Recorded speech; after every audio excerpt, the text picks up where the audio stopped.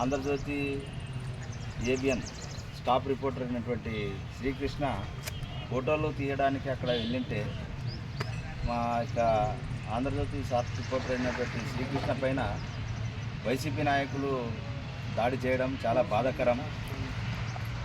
YCP government ఏర్పడినప్పటి నుంచి అత్యధికంగా ఆంధ్రజ్యోతి వారిని టార్గెట్ చేసి ఇలాంటి దారుణాలకు ఒడిగట్టడం చాలా బాధాకరం.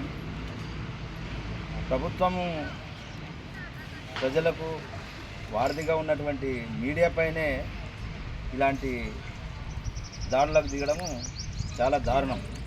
అయితే ఇటువంటి వారిపైన దాడికి దిగినటువంటి వారిని వెంటనే అరెస్ట్ చేసి కఠినమైన చర్యలు తీసుకోవాల్సిందిగా ప్రభుత్వాన్ని డిమాండ్ చేస్తున్నాం.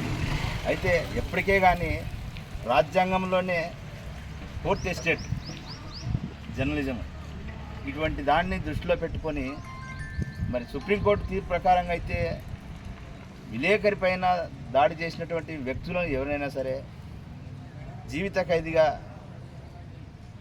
ఉంచాలని చెప్పి నిర్ణయం ఇచ్చింది, తీర్పు ఇచ్చింది. దీన్ని బట్టి మరొకసారి ఇటువంటి ఇది పునరుత్థానం కాకుండా ప్రభుత్వం గట్టి చర్యలు తీసుకోవాలని చెప్పి తెలియజేస్తున్నాను. నా పేరు ఫకీరన్న, సిబిఎల్గల్, ఆంధ్రజ్యోతి రిపోర్టర్.